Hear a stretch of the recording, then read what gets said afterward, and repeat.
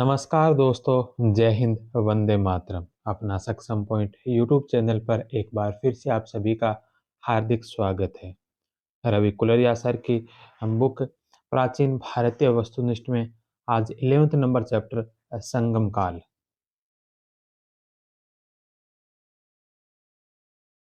पहला प्रश्न है कि तोलकाप्पियम ग्रंथ किससे संबंधित है। तोलकाप्पियम ग्रंथ जो किससे संबंधित है, तो यह एक व्याकरण ग्रंथ है। यह एक तमिल व्याकरण ग्रंथ है जिसकी रचना सूत्र शैली में की गई थी। यह तमिल संगमों का प्राचीनतम उपलब्ध ग्रंथ है। नेक्स्ट क्वेश्चन है कि मेहंडाले ने किस ग्रंथ को तमिल काव्य का ओडिसी कहा। मेहंडाले ने किस ग्रंथ को तमिल काव्य का ओडिसी कहा था, तो मणिमेखले। मणिमेखले को ओडिसी और शिल्पदिकारम को इलियड कहा गया है। नेक्स्ट क्वेश्चन है कि निम्नलिखित कथनों पर विचार कीजिए। पहला है कि मणिमेखले की रचना इलंगो अडिगल ने की थी। तो मणिमेखले की जो रचना यह शीतले सतनार के द्वारा की गई थी। इलंगो अडिगल ने जो शिल्पदिकारम की रचना की थी, मणिमेखले की रचना की थी, वो शीतले सतनार ने की थी। तो पहला ऑप्शन इसका गलत है। दूसरा है कि इलंगो अडिगल चेर शासक सेन गुटवन का भाई था। इलंगो अडिगल जो चेर शासक सेन गुटवन का भाई था, ये सही है। तो 2 नंबर ऑप्शन इसका सही होगा। नेक्स्ट क्वेश्चन है कि निम्नलिखित कथनों पर विचार कीजिए। मीन्स बताना कौन कौन से कथन सत्य है। पहला कि संगम कालीन दक्षिणी भारत से एम्फोरा नामक जार प्राप्त होता है। संगम कालीन दक्षिणी भारत से एम्फोरा नामक जार प्राप्त होता है, तो यह सही है। दूसरा कि यह एक रोमन जार है। यह जार लंबा होता है जिसकी पतली सुराहीदार गर्दन होती है। इसके दोनों तरफ हाथे लगे होते हैं। तो चारों ऑप्शन इसके राइट है। नेक्स्ट क्वेश्चन है कि निम्न में से किस ग्रंथ को तमिल बाइबिल तथा 500वां वेद भी कहा जाता है। कौन से ग्रंथ का जो तमिल बाइबिल तथा 500वां वेद भी कहा जाता है, तो तिरुक्कुल। 2 नंबर ऑप्शन। इसमें से कुरल नाम भी लिखा जाता है। इस ग्रंथ के 113 खंड है जिसमें धर्म, अर्थ, काम, राजनीति, अर्थशास्त्र, प्रेम, आचार व्यवहार सभी प्रकार की बातें हैं। अलवार संतों के मुख्य काव्य संकलन नलियारी दिव्य प्रबंधम 4000 पावन रचनाएं को तमिल वेद भी कहा जाता है। इसमें 12 अलवार संतों की रचनाएं हैं। यह लगभग 10वीं शताब्दी में संकलित की गई थी। नेक्स्ट क्वेश्चन है कि प्राचीन तमिल क्षेत्र के निम्न भौगोलिक क्षेत्रों को सुमेलित कीजिए। प्राचीन तमिल क्षेत्रों के निम्न भौगोलिक क्षेत्रों को सुमेलित कीजिए।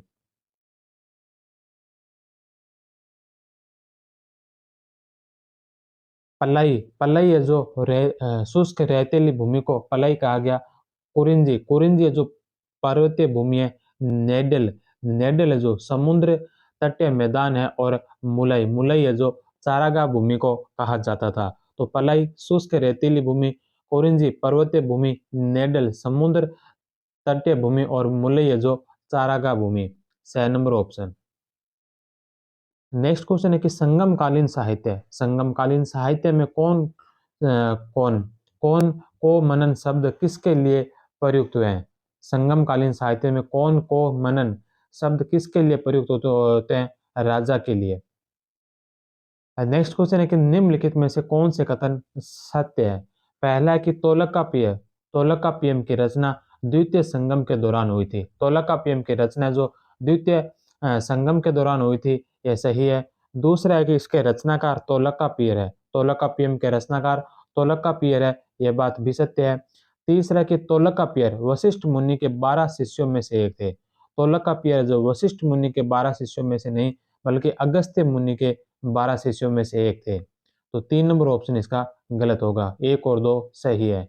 A number option. Next question है कि किस संगमकालीन ग्रंथ को विवाह की किताब भी कहा जाता है। किस संगमकालीन ग्रंथ को विवाह की किताब कहा जाता है। जीवक चिंतामणि को। जीवक चिंतामणि की रचना तिरुतक ने की थी। यह एक चोल राजकुमार था जो बाद में जैन भिक्षु बना। नेक्स्ट क्वेश्चन है कि संगमकालीन समाज के विषय में निम्न में से कौन से कथन सत्य है। संगमकालीन समाज के बारे में कौन कौन से कथन सत्य है, तो यहाँ दास प्रथा प्रचलित नहीं थी। स्त्रियों को सम्मानजनक स्थान प्राप्त था। सती प्रथा प्रचलित थी। तो तीनों ही ऑप्शन इसके राइट है। नेक्स्ट क्वेश्चन है कि संगम कालीन समाज के विषय में निम्न में से कौन सा कथन सत्य नहीं है। पहला कि समाज मुख्यतः कुटी प्रथा पर आधारित था, वेश्यावृत्ति प्रचलित थी, समाज में वीर पूजा की भावना थी, वैदिक यज्ञ का प्रचलन नहीं था। तो वैदिक यज्ञ होते थे। कुटी प्रथा का अर्थ है अवंश परंपरा। तो वैदिक यज्ञ होते थे। ड नंबर ऑप्शन इसका गलत होगा।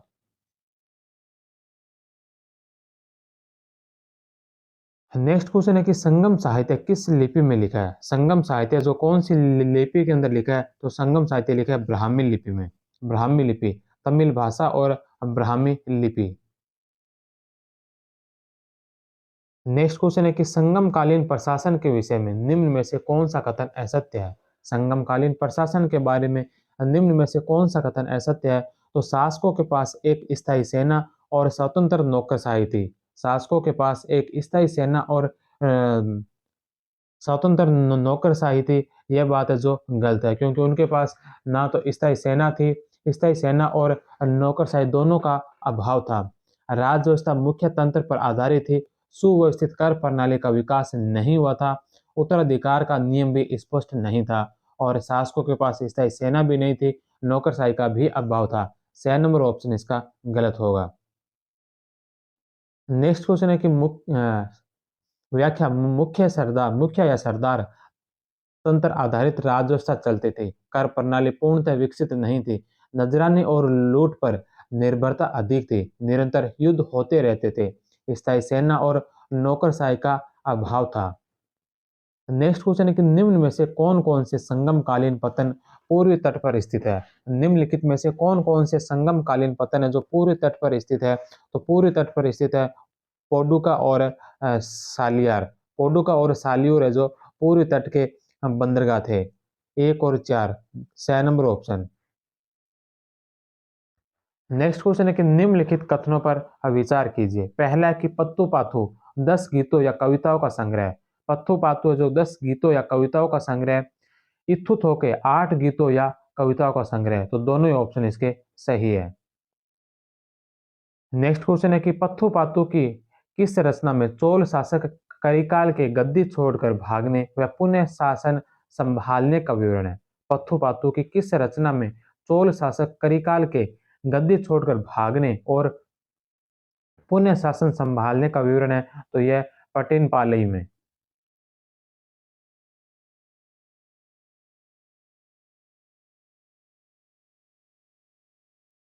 पत्थु पातु 10 रचनाओं का एक संग्रह है, जिसमें एक पट्टिन पालई है।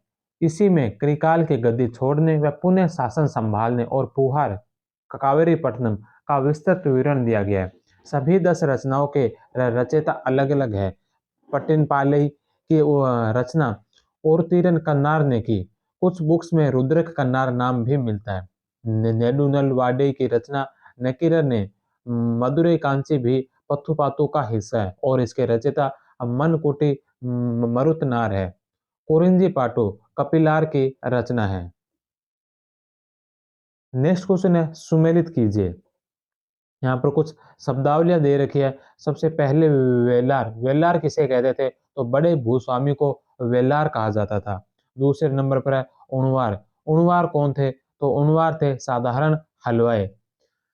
तीसरे नंबर पर है कड़ेशियर। कड़ेशियर किसे कहा जाता था, तो कड़ेशियर कहा जाता था भूमिहीन मजदूरों को और अधिमय कहा जाता था दासों को। तो वेलार बड़े भूस्वामी, उणवार साधारण हलवाई, कड़ेशियर भूमिहीन मजदूर और अधिमय जो दास। तो डी सी ए और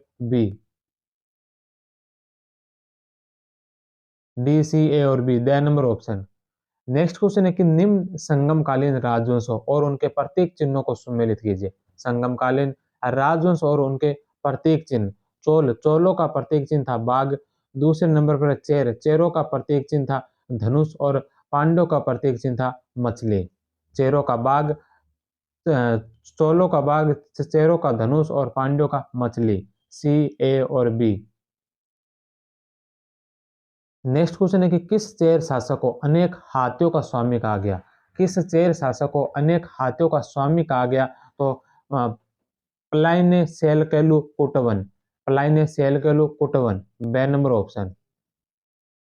नेक्स्ट क्वेश्चन है कि किस चेर शासक ने कौमार्य की देवी की पूजा कनंगी पूजा, पतिनी पूजा के रूप में प्रारंभ की थी? कौन से चेर शासक ने कौमार्य की देवी की पूजा कनक की पूजा या पतिनी पूजा के रूप में आरंभ की थी? तो सेनगुटवन ने। नेक्स्ट क्वेश्चन है कि किस चेर शासक को लाल चेर भी कहा जाता है? किस चेर शासक को लाल चेर भी कहा जाता है? तो सेनगुटवन को, से नंबर ऑप्शन। नेक्स्ट क्वेश्चन है कि किस चेर सामंत को दक्षिणी भारत में गन्ने की खेती प्रारंभ करने का श्रेय दिया जाता है? कौन से चेर शासक को जो दक्षिणी भारत में गन्ने की खेती प्रारंभ करने का श्रेय दिया जाता है? तो द नंबर ऑप्शन, अडिग ईमान को।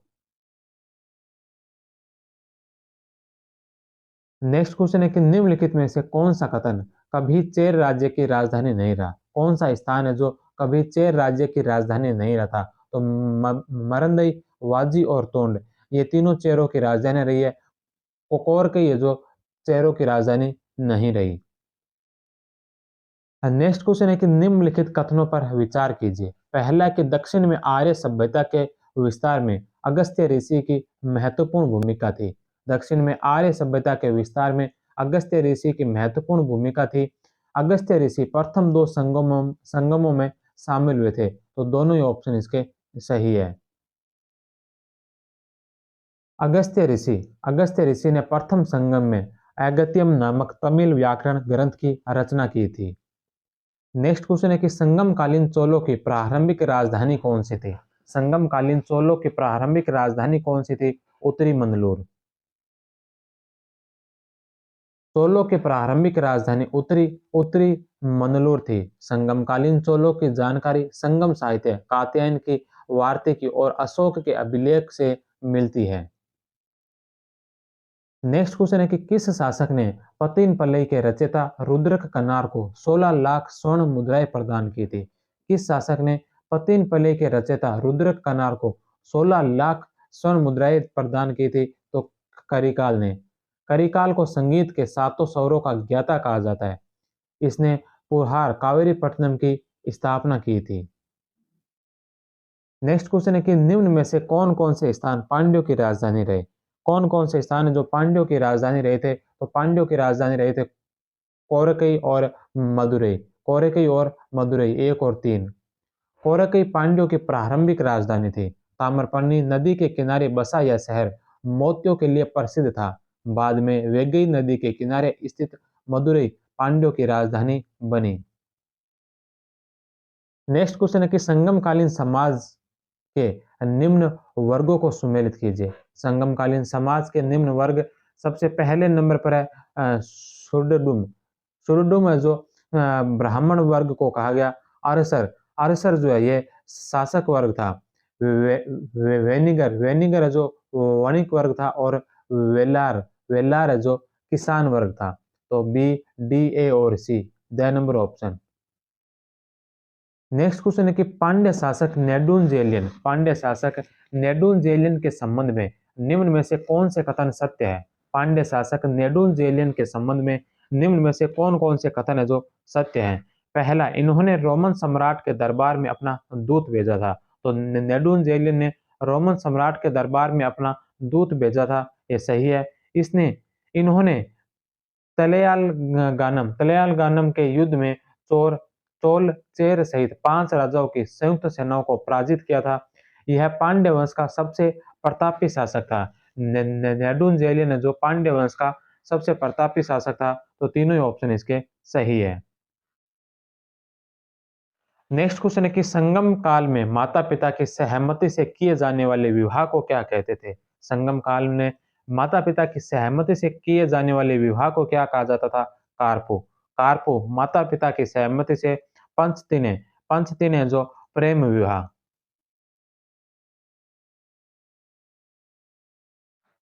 कलाबू माता पिता की अनुमति के बिना। और पेरुंदिने, पेरुंदिने अनुचित तरीके से या जबरदस्ती किया जाने वाला विवाह। नेक्स्ट क्वेश्चन है कि संगम काल में कौन से पक्षी को शुभ माना जाता था? संगम काल में कौन से पक्षी को शुभ माना जाता था? कोवे को। The number option. संगम काल में किस नदी के डेल्टा के उपजाऊ होने के बारे में एक कहावत प्रचलित थी कि जितनी भूमि एक हाथी बैठने पर घेरता है, उतने में 7 व्यक्तियों के खाने के लिए अनाज उत्पन्न किया जा सकता है। तो कौन से नदी के डेल्टा की यह उपजाऊ भूमि थी? तो यह थी कावेरी नदी के डेल्टा। डॉक्टर बलराम श्रीवास्तव की पुस्तक दक्षिणी भारत में लिखा है कि चोल शासक किल्ली वल्वन के अनुसार चोल भूमि की उर्वरता इतनी है कि एक हाथी के लेटने भर की जमीन पर इतना उत्पादन होता है कि 7 हाथी वर्ष भर खा सके। नेक्स्ट क्वेश्चन है कि संगम कालीन एक परंपरा जिसके तहत पराजित शासक उपवास करके अपने निकट संबंधियों के साथ आत्महत्या करते थे। संगम कालीन की एक परंपरा जिसके तहत पराजित शासक है जो उपवास करके अपने निकट संबंधियों के साथ आत्महत्या करते थे, तो यह परंपरा कौन सी थी? वत किरुतल। वत किरुतल। याल याल थी वीणा जैसा एक वाद्य यंत्र था, जबकि वेलनाडल और मचलियन तमिलों के प्रमुख देवता मुर्गुन की उपासना से संबंधित थे। नेक्स्ट क्वेश्चन है कि व्यापारी कोवलन और उसकी पत्नी कनगी की कथा किस ग्रंथ में मिलती है? व्यापारी कोवलन और उसकी पत्नी कनगी की कथा कौन से ग्रंथ में मिलती है? तो शिल्प दिकारम में। शिल्प दिकारम संगम साहित्य के बाद का ग्रंथ है। इसे पता चलता है कि सेन गुटवन ने नंदन की भूमि में स्थित वियालूर पर आक्रमण किया और कोंगू क्षेत्र में स्थित कोदुकुर में दुर्ग पर कब्जा किया। नेक्स्ट क्वेश्चन है कि पांड्य राज्य की जीवन रेखा कौन सी नदी है? पांड्य राज्य की जीवन रेखा कौन सी नदी है? तो यह वेगई नदी। The number option. Next question है कि निम्नलिखित में से कौन से संगम का आयोजन कपाटपुरम में हुआ? कौन से संगम का आयोजन है जो कपाटपुरम में हुआ था? तो दूसरे संगम का आयोजन। ब नंबर ऑप्शन। नेक्स्ट क्वेश्चन है कि चोल वंश के शासक करिकाल के नाम का क्या अर्थ है? चोल वंश के शासक करिकाल के नाम का क्या अर्थ है? तो इसके नाम का अर्थ है झुलसे हुए पैर वाला। ए नंबर ऑप्शन। करिकाल वह व्यक्ति जिसके पैर झुलसे हुए हो। बचपन में वह अग्नि दुर्घटना से प्रभावित हुआ। करिकाल का पिता इलजेंत चेनी अनेक सुंदर रथों वाला एक वीर राजा था। नेक्स्ट क्वेश्चन है कि वह चेर शासक जिसने अपने समकालीन चोल शासकों के साथ लड़ाई लड़ी जिसमें दोनों वीर गति को प्राप्त हुए और उनकी रानियां सती हुई, तो वह चेर शासक कौन था? नेंदुजीरल। उदयनजीरल का बेटा नेंदुजीरल आदन था। इसने मालाबार तट पर युद्ध जीतने के बाद कई यवन व्यापारियों को बंदी बना लिया था। कहा जाता है कि इसने 7 राजाओं को परास्त कर अधिराज का उच्च पद प्राप्त किया। इसने इम्य इम्योरम्बन की उपाधि भी धारण की, जिसके आधार पर कहा जाता है कि इसने हिमालय तक अपनी सीमा का विस्तार किया। यह एक चोल शासक के साथ युद्ध करता हुआ मारा गया। कुटुन नेंदुजीरल का छोटा भाई था जिसने कोंग पर कब्जा किया और चेर शक्ति को पूर्वी और पश्चिमी महासागरों तक पहुंचाया। आदन या आदन का दूसरा बेटा सेन गुटवन था। संगम साहित्य के अनुसार अंतिम चेर शासक का नाम उदको इलंजेरल इरमपोरई है। नेक्स्ट क्वेश्चन है कि परंपरा अनुसार तीनों तमिल संगमों की कुल अवधि कितनी मानी गई है? परंपरा अनुसार तीनों जो तमिल संगम हुए थे इनकी कुल अवधि मानी गई है 9,990 वर्ष। ए नंबर ऑप्शन। प्रथम संगम 4,440 वर्ष की अवधि में मदुरई में अगस्त्य ऋषि की अध्यक्षता में संपन्न हुआ। इस संगम का कोई ग्रंथ उपलब्ध नहीं है। द्वितीय संगम 3700 वर्ष की अवधि के दौरान कपाटपुरम में अगस्त्य ऋषि व बाद में तोलकापियर व कुछ अन्य की अध्यक्षता में संपन्न हुआ। इस संगम का एकमात्र ग्रंथ तोलकापियम उपलब्ध है। तृतीय संगम 1850 वर्ष की अवधि के दौरान उत्तर मदुरई में नकीरर की अध्यक्षता में हुआ। अतः संगम काल की कुल अवधि 9,990 वर्ष है। इस अवधि 8,598 कवियों तथा उनके संरक्षण के लिए 197 पांड्य राजाओं के नाम है। संगम साहित्य 8 संग्रहों में समाहित है। नाटरी कुरुंदोगे, एरू एंगरूनूरू, पादिट्रपतु, परिपाडल, कलितोगई, एहनानूरू और पुरनानूरू। इसके अतिरिक्त एक नौवां समूह भी है, पत्तुपाथु।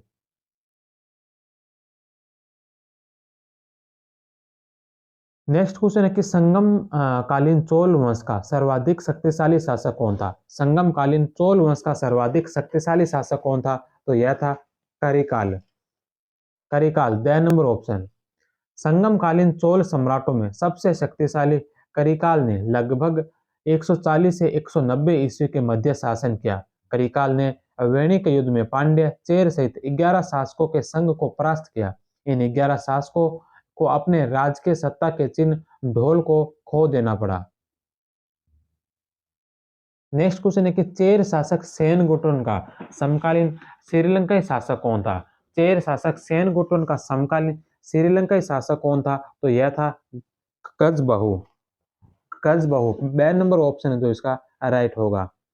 संगम साहित्य में वर्णित श्रीलंकाई राजा गजबहू ने सेनगुटुन द्वारा शुरू कराई गई पत्नी पत्नी पूजा या काकण की पूजा में उसका सहयोग किया। इसे कौमार्य की देवी की पूजा कहा जाता है। नेक्स्ट क्वेश्चन है कि प्रथम ज्ञात चेर शासक प्रथम ज्ञात चेर शासक कौन था? प्रथम ज्ञात चेर शासक कौन था जिसके बारे में कहा जाता है कि उसने महाभारत के युद्ध में भाग लेने वाले समस्त योद्धाओं को भोजन कराया? महाभारत के युद्ध में भाग लेने वाले समस्त योद्धाओं को भोजन कराने वाला चेर शासक कौन था? उदयनजीरल। उदयनजीरल या उथयन चेरलाथन 130 ईस्वी इस वंश का पहला शासक था। उसने महाभारत के योद्धाओं कुरुक्षेत्र की दोनों सेनाओं को भोजन करवाने हेतु एक विशाल पाकशाला का निर्माण करवाया था। नेक्स्ट क्वेश्चन है कि निम्नलिखित में से कौन शिल्प दिकारम का एक प्रमुख पात्र नहीं था? कौन है जो एक शिल्प दिकारम का प्रमुख पात्र नहीं था? तो कोलन, कनंगी और माधवी ये तीनों शिल्प दिकारम के पात्र है। मणिमेखले जो शिल्प दिकारम का पात्र नहीं है। मणिमेखले इसकी कहानी वहीं से शुरू होती है जहां शिल्प दिकारम की समाप्त होती है। इसकी नायिका कोवलन और माधवी से उत्पन्न संतान मणिमेखले है। इसके रचनाकार शीतले सतनार है और इस रचना में कांची में पड़े अकाल की जानकारी मिलती है। नेक्स्ट क्वेश्चन है कि संगम काल में पंचावरम थे। संगम काल में पंचावरम क्या थे? तो राज्य को प्रशासनिक कार्यों में सहायता प्रदान करने के लिए 5 लोगों की परिषद थी जिसे पंचावरम कहा गया।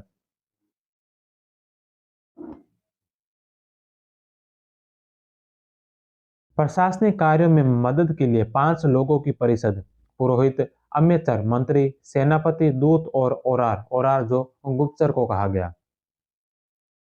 संगम काल में करोरा और तोंडी थे। संगम काल में करोरा और तोंडी क्या थे? तो करोरा और तोंडी जो एक बंदरगाह थे। मुजिरिस, करोरा, तोंडी, वांजी, बंदर ये सभी चेर बंदरगाह थे। कोरकई, सालियोर, नेलसिंडा पांड्यों के बंदरगाह थे। नेक्स्ट क्वेश्चन है कि चोल शासक करिकाल के पिता थे। चोल शासक करिकाल के पिता कौन थे? इलंजात चिचेनी। संगम काल की एक कविता में लिखा है संगम काल की एक कविता में लिखा है करिकाल का पिता अनेक सुंदर रथों वाला इलंजे चैनी एक वीर तथा कठिन योद्धा था। नेक्स्ट क्वेश्चन है कि पदिट्रपतु पदिट्रपतु में मुख्यतः वर्णन किसका है? तो चेर राजाओं का। पदिट्रपतु में मुख्यतः चेर राजाओं का ही वर्णन है। चेर राजा सेनगुटुन का समकालीन श्रीलंकाई शासक गजबाहु प्रथम को बताया गया है। नेक्स्ट क्वेश्चन है कि प्राचीन भारत में निम्नलिखित में से कौन सा तटीय बंदरगाह मोतियों और मछलियों के लिए प्रसिद्ध था? प्राचीन भारत में निम्नलिखित में से कौन सा तटीय बंदरगाह मोतियों और मछलियों के लिए प्रसिद्ध था? तो कोरकई, 6 नंबर ऑप्शन। पांड्य राज्य का बंदरगाह कोरकई मोती उद्योग का केंद्र था। यहाँ के मोतियों और मछलियों का जिक्र प्लिनी की पुस्तक और पेरिप्लस ऑफ एरिथ्रियन सी में भी हुआ है। यहाँ मोती निकालने का काम बंदियों से करवाया जाता था। नेक्स्ट क्वेश्चन है कि संगम काल में निम्नलिखित में से सूती वस्त्र व्यापार का प्रमुख केंद्र था। संगम काल में निम्नलिखित में से सूती वस्त्र व्यापार का प्रमुख केंद्र कौन सा था? उरेयूर। उरेयूर सूती वस्त्र का प्रमुख केंद्र था। पेरिप्लस ऑफ द एरिथ्रियन सी में लिखा है कि यहाँ पर सभी मोती भेज दिए जाते थे और जहाँ से मलमल व अन्य वस्त्र उत्पादों का निर्यात किया जाता था। इसके अलावा मदुरै भी वस्त्र उद्योग के लिए प्रसिद्ध था। नेक्स्ट क्वेश्चन है कि निम्नलिखित में से किस पुरातात्विक स्थल की पहचान मुसिरी या मुजिरिस के रूप में हुई है? कौन से पुरातात्विक स्थल की पहचान मुसिरी या मुजिरिस के रूप में हुई है? तो पट्टनम की। 6 नंबर ऑप्शन। नेक्स्ट क्वेश्चन है कि निम्नलिखित में से किस संगमकालीन रचना में 32 प्रकार के सूती वस्त्रों की सूची दी गई है? कौन से संगमकालीन रचना के अंदर 32 प्रकार के सूती वस्त्रों की सूची दी गई है? तो शिल्प दिकारम में 32 प्रकार के वस्त्रों की चर्चा की गई है। शिल्प दिकार में कन्नगी या कनकी के पिता मनायकन पुहार नामक प्रसिद्ध नंदी बंदरगाह के निवासी थे और एक जहाज के कप्तान भी। कोवलन एक कार्व व्यापारी का पुत्र था। कोवलन और कन्नगी दोनों जैन धर्म के प्रति आसक्त दिखाए गए हैं। कोवलन के माता पिता बौद्ध भिक्षु भिक्षुणी बन चुके थे, जबकि कन्नगी के माता पिता आजीविक संप्रदाय से जुड़े थे। कन्नगी को पट्टिनी देवी का अवतार माना जाता है। चेर शासक सेनगुटवन द्वारा पट्टिनी देवी के मंदिर का निर्माण करवाया गया। जातक कथाओं में मणिमेकलई एक देवी का नाम है जो तटीय लोगों की रक्षा करने वाली देवी है। शिल्प दिकारम में यवन शिल्पकारों के नगरों में उपस्थिति का उल्लेख है। शिल्प दिकारम में कृष्ण और बलदेव के मंदिरों की भी चर्चा हुई है। नेक्स्ट क्वेश्चन है कि प्राचीन तमिल ग्रंथों में पट्टू शब्द किसके लिए इस्तेमाल होता था? प्राचीन तमिल ग्रंथों में पट्टू शब्द किसके लिए इस्तेमाल होता था? तो रेशम के लिए। 2 नंबर ऑप्शन। तमिल स्रोतों में रेशम को पट्टू कहा जाता था। सूती वस्त्र दक्षिण से होने वाले निर्यातों में प्रमुख स्थान रखता था। मणिमेखले की कथाओं में श्रीलंका और जावा तक जाने वाले सामुद्रिक व्यापारियों का उल्लेख है। नेक्स्ट क्वेश्चन है कि निम्नलिखित कथनों में से कौन सा या कौन से सत्य है? निम्नलिखित में से कौन से कथन सत्य है? पहला कि तिरुकुरल या कुरल एक तमिल ग्रंथ है। तो कुरल या तिरुकुरल जो एक तमिल ग्रंथ है, ये सही है। इसके लेखक तिरुवल्लुवार है, ये भी सही है। कुरल में उपदेशात्मक कविताएं हैं, तो तीनों ही ऑप्शन इसके राइट होंगे। 2 नंबर ऑप्शन। तिरुकुरल या कुरल एक तमिल ग्रंथ है। लेखक तिरुवल्लुवार संभवतः जुलाहा या ढोलकिया समुदाय से आता है। इस ग्रंथ को 3 आधार पर बांटा गया है: आरंभ, सद्गुण, पोरुल, समृद्धि और कामम, आनंद। कुरल में सद्गुण, प्रेम, मित्रता, राजत्व, प्रतिष्ठा और अहिंसा समेत बहुत सारे विषयों पर उपदेशात्मक कविताएं हैं। कुछ विद्वान इस कृति पर जैन प्रभाव देखते हैं। तिरुकुरल को पंचम वेद और तमिल साहित्य की बाइबिल भी कहते हैं।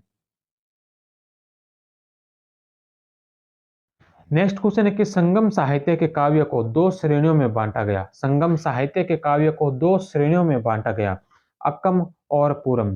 पूरम काव्यों का विषय मुख्यतः बुद्ध है, जबकि अक्कम काव्यों का विषय प्रेम प्रसंग। संगम साहित्य के काव्यों को 2 श्रेणियों में बांटा गया है: अक्कम और पूरम।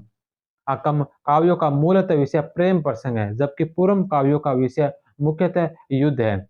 A.K. रामानुजन ने पूरम काव्यों को जन काव्य की संज्ञा दी, जो प्रेम प्रसंगों से हटकर कई विषयों पर लिखे गए हैं, जैसे नैतिक शास्त्र, राजनीति, समाज शासक इत्यादि विषयों पर। नेक्स्ट क्वेश्चन है कि निम्नलिखित में से कौन सी रचना पांड्य शासक नेतुमरन के सम्मान में रचित है? कौन सी रचना है जो पांड्य शासक नेतुवरन के सम्मान में रचित है? तो पतिक कोवई। 6 number option. पूर्व मध्यकाल में तमिल काव्यों की एक नवीन श्रेणी का भी आविर्भाव हुआ। इनका विषय शासकों और देवताओं का प्रशस्ति गान था। इस श्रेणी के काव्य कलमपक्कम के एक रचना की अंतिम पंक्ति से ही दूसरी रचना की प्रथम पंक्ति बनती थी। कोवई रचनाओं में विषय वस्तु के आधार पर पद्यों का नियोजन किया जाता था।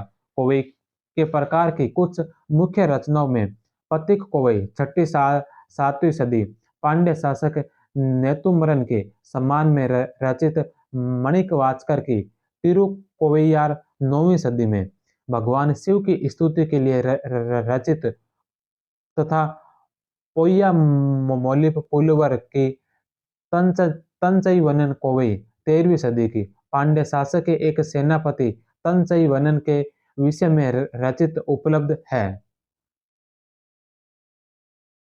उल्ला नामक लोकप्रिय रचनाएं देवताओं की प्रतिभाओं के सम्मान में निकाले जुलूस के दौरान स्तुति के रूप में गाई जाती थी। टूटू काव्य कही गई रचनाएं ईश्वर या प्रेमी प्रेयसी को दिए गए संदेश के रूप में भी उपलब्ध है। नेक्स्ट क्वेश्चन है कि निम्नलिखित में से कौन सी रचना पंप की है? कौन सी रचना जो पंप की है? तो यह विक्रमार्जुन और विजय। 6 नंबर ऑप्शन। 5वीं-6वीं शताब्दी में हमें आरंभिक कन्नड़ साहित्य प्राप्त होता है, किंतु कन्नड़ में उपलब्ध कवित्व पर लिखी गई सबसे पहली प्रामाणिक रचना 9वीं शताब्दी की कवि राजमार्ग है।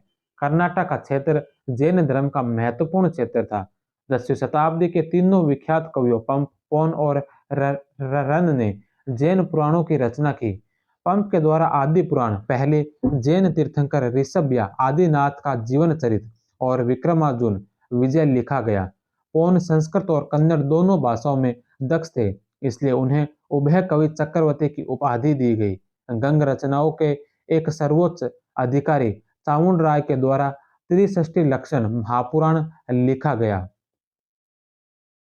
जिसमें 2400 जैन तीर्थंकरों का वर्णन है। 12वीं शताब्दी में नागचंद्र और अभिनव पंप द्वारा रामचंद्र चरित पुराण लिखा गया, जो राम कथा के एकाधिक जन संस्करणों में से एक है। 12वीं शताब्दी की अन्य महत्वपूर्ण रचनाओं में नेमिनाथ की लीलावती का उल्लेख किया जा सकता है, जिसमें एक कदम राजकुमार और उसके प्रेयसी की गाथा है।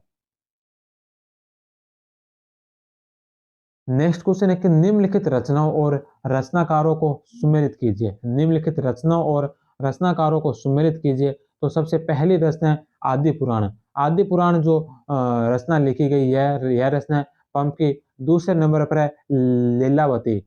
लीलावती है जो नेमिनाथ की है। तीसरे नंबर पर है त्रिषष्टि लक्षण। त्रिषष्टि लक्षण जो है चामुंड राय की रचना है। चामुंड राय की रचना है। और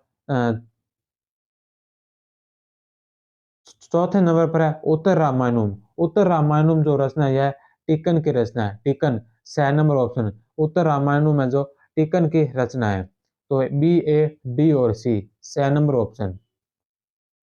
नेक्स्ट क्वेश्चन है कि तमिल महाकाव्यों में भी कहा गया है, तमिल महाकाव्यों में भी कहा गया कि ब्राह्मणों को अप्रतिरन का स्पर्श नहीं करना चाहिए। यहाँ अप्रतिरन का अर्थ क्या है? अप्रतिरन का अर्थ है कि ब्राह्मण स्त्री व शूद्र पुरुष से उत्पन्न संतान।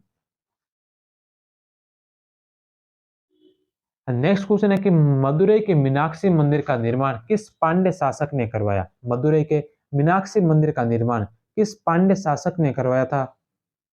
कुलशेखर पांड्य ने। ए नंबर ऑप्शन।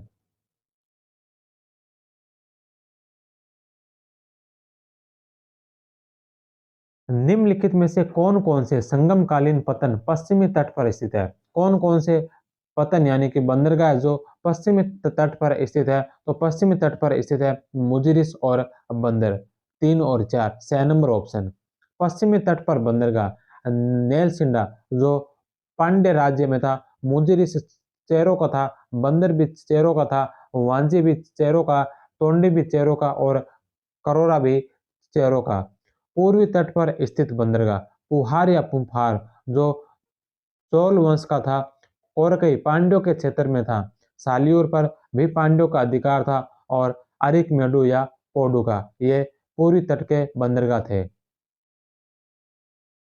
नेक्स्ट क्वेश्चन है कि निम्नलिखित में से कौन सी चोलों की राजधानी नहीं थी? चोलों की राजधानी कौन सी नहीं थी? तो उत्तरी मंगलोर, उरेरू और पुहार, कावेरीपट्टनम ये चोलो चोलों की राजधानी थी। मदुरई मदुरई जो पांड्यों की राजधानी थी। तो शहर नंबर मदुरई पांड्यों की राजधानी थी, ना कि चोलों की। 62 नंबर क्वेश्चन है कि पुहार कावेरीपट्टनम की स्थापना किसने की थी। तो कावेरीपट्टनम या पुहार की स्थापना किसने की थी, तो यह की थी करिकाल के द्वारा।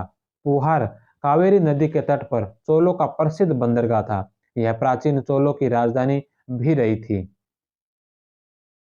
नेक्स्ट क्वेश्चन है कि पहली शताब्दी ईसा पूर्व में किस शासक वंश ने रोमन सम्राट ऑगस्टस के दरबार में एक दूत भेजा। पहली शताब्दी ईसा पूर्व में किस शासक वंश ने रोमन सम्राट ऑगस्टस के दरबार में एक दूत भेजा था, तो पांड्यों ने। नेक्स्ट क्वेश्चन है कि यहूदी किसके साम्राज्य में भारत आए। यहूदी किसके साम्राज्य में भारत आए थे, तो ये आए थे चेरों के। चेर बे नंबर ऑप्शन। किस संगमकालीन चोल शासक ने श्रीलंका पर विजय प्राप्त की। किस संगमकालीन चोल शासक ने श्रीलंका पर विजय प्राप्त की थी, तो एलारा ने। बे नंबर ऑप्शन। नेक्स्ट क्वेश्चन है कि निम्नलिखित में से संगम साहित्य विषयक कौन सा कथन असत्य है। संगम साहित्य के विषय में कौन सा कथन है जो असत्य है। पहला है कि संगम साहित्य की रचना लगभग 3 से 4 शताब्दियों में पूर्ण हुई थी। संगम साहित्य की रचना लगभग 3 से 4 शताब्दियों में पूर्ण हुई थी, ये सही है। संगम साहित्य मुख्यतः दो मुख्य वर्गों पट्टिनकिल कनकु 18 प्रबोधात्मक ग्रंथ और पुटुपटु 10 पारितोष गीत में विभक्त है, ये भी सही है। संगम साहित्य धार्मिक साहित्य था, तो संगम साहित्य जो धार्मिक साहित्य नहीं था, यह बात है जो गलत है। संगम साहित्य जो राजनीतिक साहित्य था, इसमें संगमकालीन शासकों की जानकारियां मिलती है। तमिल साहित्य तो यह धार्मिक साहित्य नहीं था जो तमिल साहित्य या संगम साहित्य जो है। छह नंबर ऑप्शन इसका गलत होगा। चौथा है कि संगम काव्य विभिन्न नायक नायिकाओं को समर्पित प्रशस्ति गीत है, तो यह बात है जो सही है। ए बैल और द सही है, छह नंबर है इसका सत्य है। नेक्स्ट क्वेश्चन है कि संगम काल में राजा के जीवन काल में ही युवराज का निर्धारण हो जाता था, जिसे कहा जाता था। संगम काल में राजा के जीवन काल में युवराज का निर्धारण हो जाता था, जिसे क्या कहते थे, उसे कहते थे कोमहन। राजा का तंत्र निरंकुश था। राजपद का निर्धारण सामान्यतः आनुवंशिक और ज्येष्ठता के क्रम से होता था। राजा के जीवन काल में युवराज का निर्धारण हो जाता था, जिसे कोमहन कहते थे। राजा के अन्य छोटे पुत्र इलेंगो कहलाते थे। स्त्रियों को राज्याधिकार नहीं था। स्पष्ट युवराज के अभाव में अथवा राजा के पुत्रहीन होने पर प्रजा और मंत्रीगण राजा का चुनाव भी करते थे। राजा का दरबार अवयव सभा कहलाता था। तमिल राज्य व्यवस्था में गुप्तचरों को ओरर या वही कहते थे। नेक्स्ट क्वेश्चन है कि रोमन साम्राज्य के साथ व्यापार हेतु पूर्वी तट पर स्थित प्रमुख स्थान कौन सा है। रोमन साम्राज्य के रोमन साम्राज्य के तट पर साम्राज्य के साथ व्यापार हेतु पूर्वी तट पर स्थित बंदरगाह प्रमुख स्थान कौन सा था, तो यह था अरिकामेडु या पोडुका। पुडुचेरी में स्थित प्राचीन बंदरगाह है। यहाँ से रोमन बस्ती और रोम के साथ व्यापार के साक्ष्य मिले हैं। यहाँ से बड़ी संख्या में रोमन एम्फोरा जार व सिक्के भी प्राप्त हुए हैं। नेक्स्ट क्वेश्चन है कि निम्नलिखित में से किस राजवंश का उल्लेख संगम साहित्य में नहीं है। निम्नलिखित में से किस राजवंश का जो उल्लेख है संगम साहित्य में नहीं है। कदम the number option. Next question है कि संगमकालीन तमिल समाज में शिक्षक को क्या कहते थे। संगमकालीन तमिल समाज में शिक्षक को क्या कहते थे, तो शिक्षक को कहा जाता था कणक काटार। कणक काटार छह नंबर ऑप्शन। कणक काटार शिक्षक भावन या पिल्लई विद्यार्थी नेंड कणक को साहित्य और व्याकरण। नेक्स्ट क्वेश्चन है कि संगम साहित्य की रचना किसके संरक्षण में हुई थी, तो संगम साहित्य की रचना हुई थी पांड्यों के संरक्षण में। नेक्स्ट क्वेश्चन है पदित्र पद्यावली में मुख्यतः किस वंश के राजाओं का वर्णन है। पदित्र पदावली में मुख्यतः किस वंश के राजाओं का वर्णन है, तो चेचेरों का। बे नंबर ऑप्शन। शिल्प दिकारा में किस नदी की स्तुति की गई है। शिल्पदिकार में किस नदी की स्तुति की गई है? तो कावेरी नदी की। ए नंबर ऑप्शन। संगम काल में उमानार थे। संगम काल में उमानार क्या थे? तो उमानार थे नमक व्यापारी। संगम काल में करई क्या था? तो करई था भूमिकर। करई या करई भूमिकर। इरई लूट में प्राप्त धन। इराबू इराबू था बलपूर्वक प्राप्त उपहार। वरियम भूमिकर लगाने वाली संस्था। वरियार कर वसूलने वाला अधिकारी। वरियम वारी जिस क्षेत्र से कर प्राप्त हो। नेक्स्ट क्वेश्चन है कि प्रारंभिक तमिल साहित्य में निम्नलिखित में से कौन से महाकाव्य थे? प्रारंभिक तमिल साहित्य में निम्नलिखित में से कौन से महाकाव्य थे? तो महाकाव्य थे शिल्पदिकारम और मणिमेखलई। नेक्स्ट क्वेश्चन है कि संगम काल के प्रमुख चोल शासक कौन था? संगम काल में प्रमुख चोल शासक कौन था? तो वह था करिकाल। बे नंबर ऑप्शन। नेक्स्ट क्वेश्चन है कि यूनानी रोमन व्यापारियों को यवन के रूप में उल्लेखित किया गया। यूनानी रोमन व्यापारियों को यह यवन के रूप में उल्लेखित किया गया था। तो किस में उल्लेखित किया गया था? तो यह किया गया था संगम साहित्यों के अंदर। नेक्स्ट क्वेश्चन है कि संगम काल में वेल वाल विल और कोल थे। संगम काल में वेल वाल विल और कोल क्या थे? तो ये हथियार थे। वेल भाला को कहा गया, वाल खड़ग, विल धनुष, कोल बाण, ये सैनिकों के हथियार थे। तमिल सेना को पदई कहा जाता था। नेक्स्ट क्वेश्चन है कि तमिलकम क्षेत्र में शामिल है। तमिलकम क्षेत्र में शामिल कौन कौन से क्षेत्र है? तो चेरों का राज्य, चोल और पांड्य, ये तीनों ही तमिलकम क्षेत्र में शामिल थे। मणिमेखली किस दार्शनिक की तार्किक प्रणाली से प्रभावित करती है? मणिमेखली किस दार्शनिक की तार्किक प्रणाली से प्रभावित करती है? तो दिननाग। 6 नंबर ऑप्शन। नेक्स्ट क्वेश्चन है कि निम्नलिखित रचनाओं व रचनाकारों को सुमेलित कीजिए। निम्नलिखित रचनाएं हैं और उनके रचनाकारों को सुमेलित करना है। शिल्पदिकारम की रचना की थी इलंगो आडिगल के द्वारा। मणिमेखले जो शीतले सतनार की रचना है। तिरुमदल है जो तिरुमंगे अलवार की रचना है।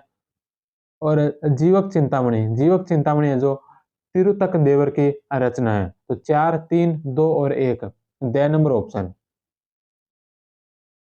नेक्स्ट क्वेश्चन है कि एक तमिल संगम कवि जो अन्न का व्यापारी था। एक तमिल संगम कवि जो अन्न का व्यापारी था वह था शीतले सतनार। शीतले सतनार अन्न का व्यापारी था, नकेरर ब्राह्मण था और शंख का व्यापार करता था। नेक्स्ट क्वेश्चन है कि किस चेर शासक के बारे में कहा जाता है कि उसने हिमालय पर चेरों के राज चिन्ह धनुष को अंकित करवाया? किस चेर शासक के बारे में कहा जाता है कि उसने हिमालय पर चेरों के राज चिन्ह धनुष को अंकित करवाया था? तो नेंदुजीरल आदन। बे नंबर ऑप्शन। जिस प्रथम चेर राजा का नाम हम सुनते हैं वह है उदयजीरल 130 ईस्वी। कहते हैं कि उसने कुरुक्षेत्र की दोनों सेनाओं महाभारत युद्ध में भरपेट स्वादिष्ट भोजन करवाया और इसी कारण उसे महाभोजन उदयजीरल की उपाधि मिली। उदयजीरल का पुत्र नेंदुजीरल आदन था जिसने मालाबार तट पर स्थित किसी शत्रु को सामुद्रिक युद्ध में पराजित किया तथा कई यवन व्यापारियों को बंदी बना लिया। उसने मुकुटधारी राजाओं के विरुद्ध लड़ाइयां जीती और इस तरह अधिराज के उच्च पद को प्राप्त किया। वह इमयवर्मन अर्थात जिसकी सीमा हिमालय तक है कहा जाता है। यह उपाधि उसके इस दावे को प्रकट करती है कि उसने सारे भारत को जीत लिया था तथा हिमालय पर चेर राजवंश के राज चिन्ह धनुष को उत्कीर्ण किया। उसकी राजधानी का नाम मरंदई था। अपने समकालीन चोल राजा के साथ उसने एक लड़ाई लड़ी जिसमें दोनों ही राजा वीर गति को प्राप्त हुए और उनकी रानियां सती हो गई। आदन का छोटा भाई अनेक हाथियों का स्वामी कुटुम्बन था। आदन को दो भिन्न रानियों से दो पुत्र हुए। इनमें से एक कलंगाई माला तथा तंतु मुकुट वाला चेर के नाम से विख्यात है। आदन का दूसरा पुत्र सेन गुटवन अर्थात न्यायपरायण गुटव 180 ईस्वी संगम युग के इस सबसे संगम युग के एक सबसे दीर्घजीवी कवि परनाल ने अपने गीतों में उनका काफी यश वर्णन किया है। नेक्स्ट क्वेश्चन है कि संगम काल के दौरान औपचारिक अलंकरण समारोह में किसे इनादी उपाधि से सम्मानित किया गया? संगम काल के दौरान औपचारिक अलंकरण समारोह में किसे इनादी उपाधि से सम्मानित किया गया था? तो चयनित सैन्य कमांडरों को। हर राजा सुसज्जित पेशेवर सिपाही की जिन्हें युद्ध के समय में अक्सर नौकरी मिल जाया करती थी, एक सेना रखता था। फौज के कप्तानों को इनाडी की उपाधि एक विशेष समारोह में दी जाती थी, जिसे राजा चुने हुए व्यक्तियों को अंगूठी और उच्च सैनिक पद प्रतीक स्वरूप अन्य चिन्ह अर्पित करता था। सेना के परंपरागत चार हिस्से थे: रथ, बैलों द्वारा खींचे जाने वाले, हाथी सवार, घुड़सवार और पैदल।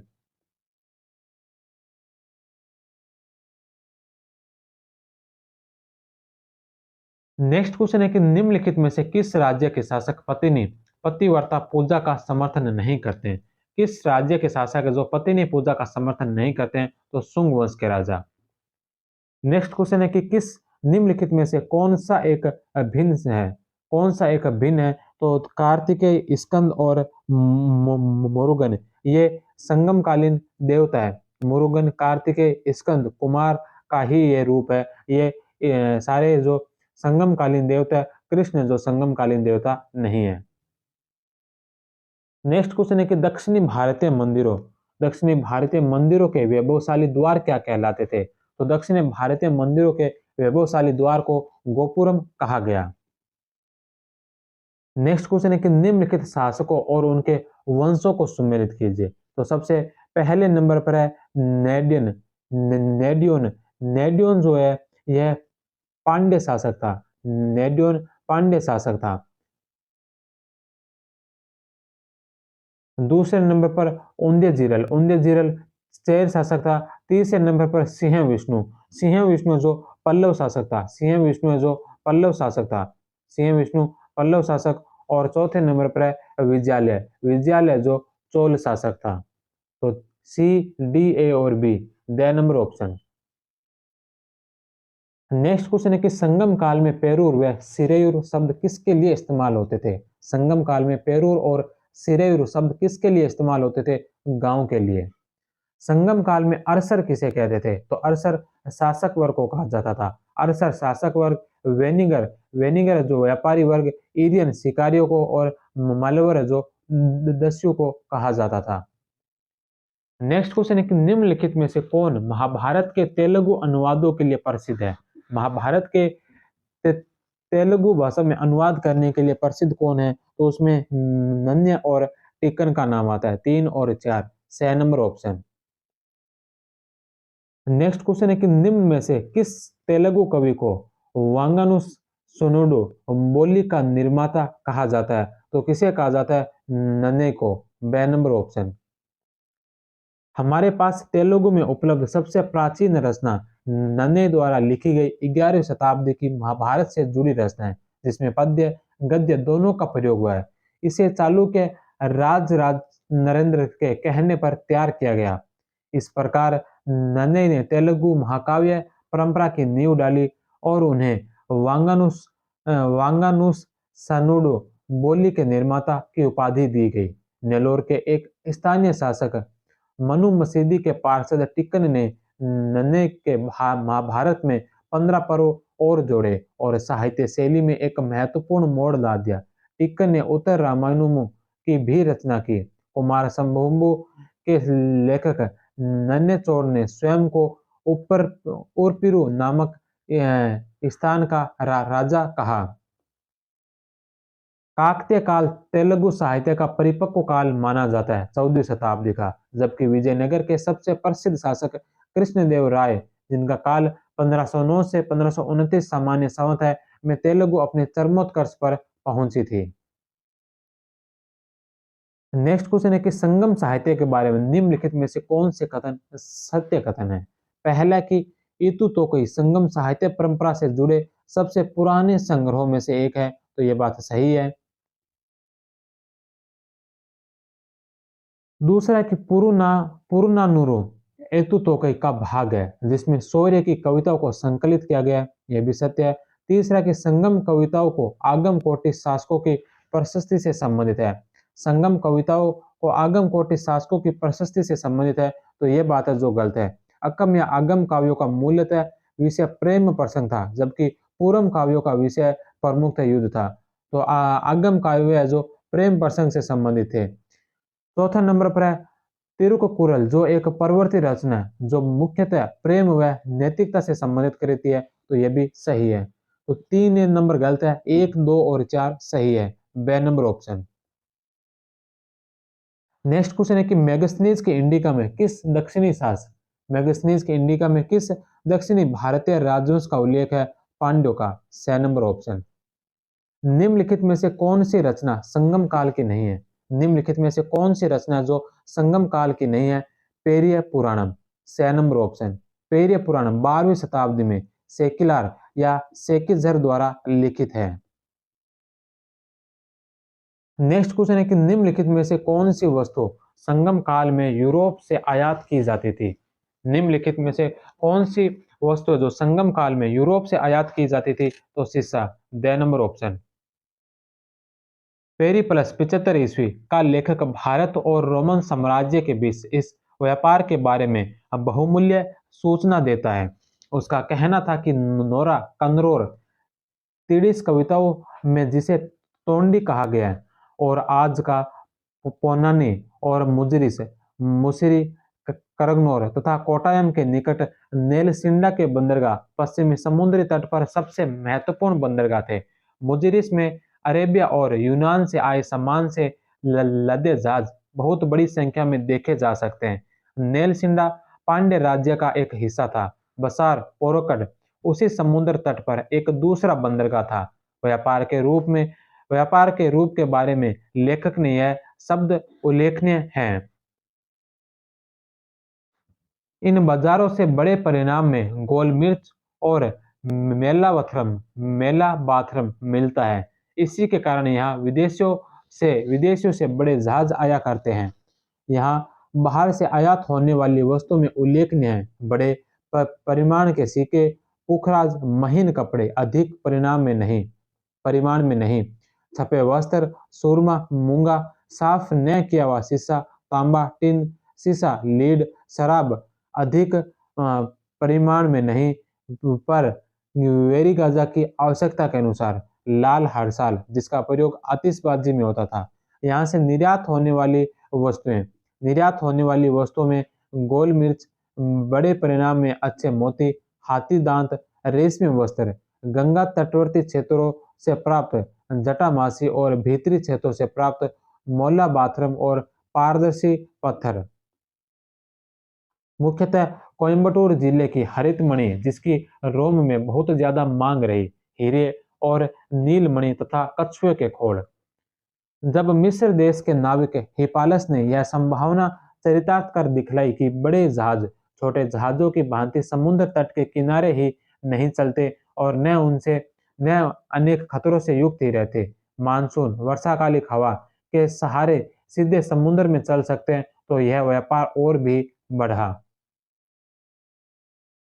नेक्स्ट क्वेश्चन है कि निम्नलिखित में से शैव संतों की रचनाओं का कौन सा संग्रह 500 वेद कहा जाता है? निम्नलिखित में से शैव संतों की रचनाओं का कौन सा संग्रह जो 500 वेद कहा जाता है? तो वह तिरुमुराय, 6 नंबर ऑप्शन। नेक्स्ट क्वेश्चन और आज के इस चैप्टर का अंतिम क्वेश्चन है कि निम्न में से कहाँ ऑगस्टस का मंदिर स्थित है? ऑगस्टस का मंदिर कहाँ स्थित है? तो यह मुजिरिस के अंदर, 6 नंबर ऑप्शन। तो इसके साथ ही ये संगम काल का आज का जो चैप्टर था 11th नंबर चैप्टर, ये यहीं पर समाप्त होता है। कल की क्लास में हम एक छोटा सा चैप्टर है दक्षिणी भारत में भक्ति परंपरा, दक्षिणी भारत में भक्ति परंपरा का टॉपिक करेंगे। तब तक आप सभी का बहुत बहुत धन्यवाद। जय हिंद, वंदे मातरम।